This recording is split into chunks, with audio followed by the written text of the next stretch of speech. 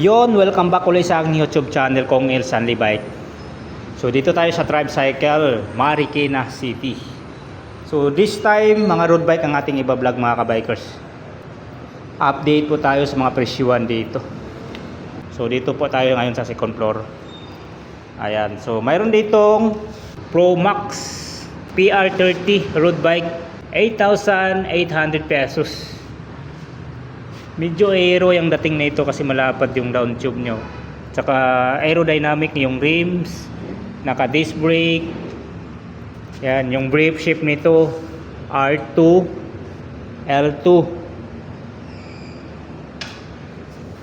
Tapos naka internal cabling.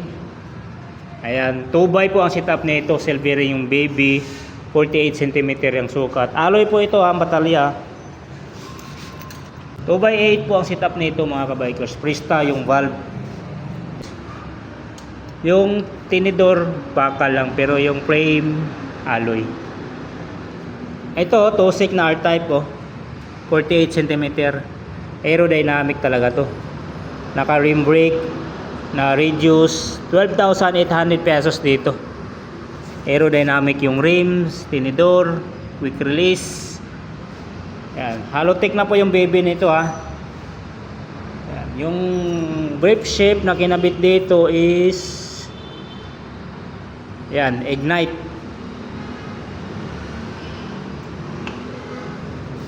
Yan, ganda ng kulay niya Tosik na R-Type. Yan, Ignite din po ang kanyang RD.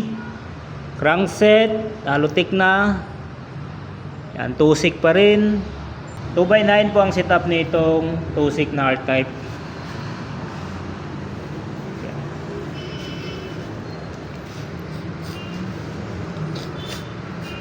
Next natin itong Spunker. Presyo 13,200 pesos. Spunker na Sagato. Yan, brake shift PHI. Naka disc brake na. Aerodynamic yung rims. Yung tinidor alloy. Yan, internal cabling pa siya. Sukat nito 49 cm. Yan, Halotech na rin po yung BB nito. Ayan. RD PHI 2x10 po ang setup nito. Maganda yung setup nitong Spunker na Sagato. Ayan, so next natin dito si Tosik na Grand Fondo version 2. Ayan, 13,000 pesos mga kabikers presyo dito. Naka disc brake. Ayan, brake shape PHI. Cell bearing BB. Ang sukat 49 cm. RD PHI. 2x10 ang setup nito mga kabikers ha. Nakakasit na rin po ito. Seat post alloy. Yan, Tosik saddle. Yan, si Tosik na Grand Fondo version 2. Diba? Ang ganda ng kulay niya. Dito tayo kay Spunker. 9,800 pesos. Yan. Internal cabling na siya. Tapos naka disc brake. Aerodynamic yung rims American type yung valve. Brake shift nito reflex. So cell bearing yung baby. Ang sukat 49 cm. Yan.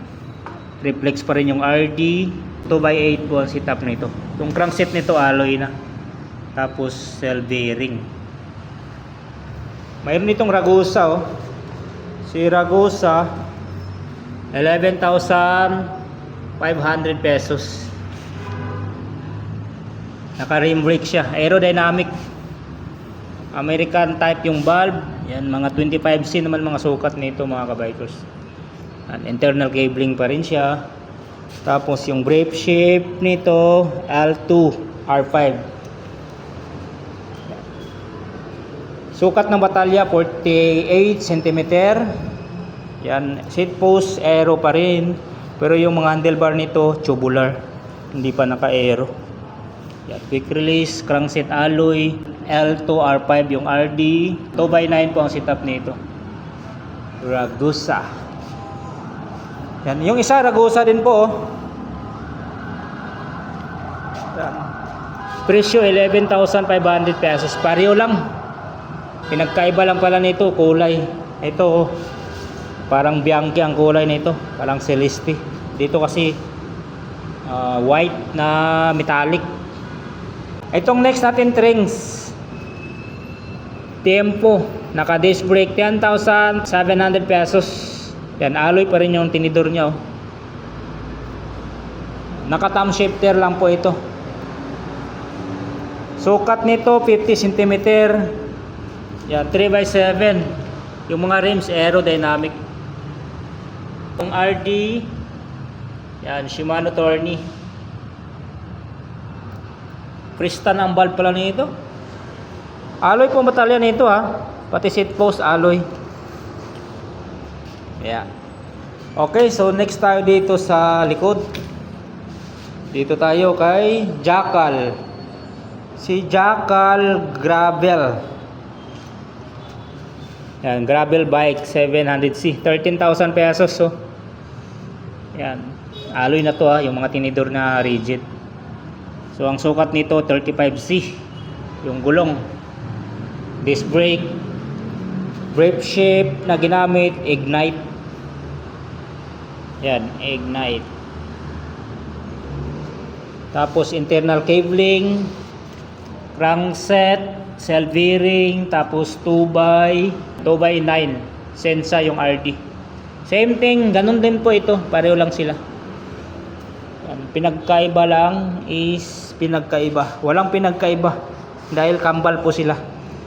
Para yung Jackal na gravel bike 13,000. Ay, tika nga pala. Okay. Yun. So itong isa, yan, Jackal din po ito.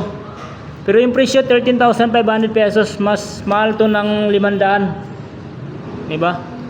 Naka internal, external pala ang kable nito. Hindi ko alam kung bakit 500 yung difference nito. Yan, pareho naman na yung size ng gulong, 35, American type yung valve, naka disc brake, yung brake shape, Ignite. Oh, pareho lang naman oh. Anong pinagkaiba kaya nito? Yan. Pareho lang 9 speed mga kabikers oh. Pero yung presyo mas mataas to ng 500 pesos. Ito kasi 13,000 pesos to. Ito 13,500 pesos. So itanong nyo na lang sa in-charge po dito ha. Kasi wala akong nakitang pagkakaiba dito sa kanila. Itong dalawa. So itong isa Rust 12,000 pesos. Hoy, bargain. Bargain na to. Naka rim brake, quick release. Uy, may mount sa dito for disc brake. Brake shape L2 micro new. Yan, 2x ang setup, cell bearing yung BB. 7 speed to. Yan, alloy na ang kanyang seat post. Yan. Itong last 14,500 pesos. 2-seat. Yan. Yan, 2-seat din siya na R-type mga kabikers oh. Iba lang yung kulay. 14,500 pesos. Yun, Ignite yung brake shape. Naka disc brake. Yan. Siyempre alloy po ang kanyang rigid na tinidor. Aerodynamic yung rims. 25C pa rin to. Yan. Ay halotic na crankset alloy, naka 2x, Ignite yung FD, Sensa yung RD. 1, 2, 3, 4, 5, 6, 7, 8, 9. Yan. 2x9 po ang setup nito. Wow, ang ganda ng ano, smooth yung dugtungan no. Parang carbon no. Seat post, aero. Diba? Down tube, aero. Pati yung drop bar niya, aero. 14,500 pesos dito sa 2-seat na R-type, naka internal cabling pa. So yan ang ating presyuhan dito sa mga road bike na mga budget meal dito sa Tribe Cycle mga kabikers. Actually, mayroon po ditong mga high-end na mga road bike. Ayan po. Yan, mga high-end road bike po yan. Nakasabit, mga carbon lodi. So dito lang po sa Tricycle. JP Rizal, Concepcion, Ono, Marikina City. Ayun, salamat sa pagsama. Ingat po tayo palagi. Sis!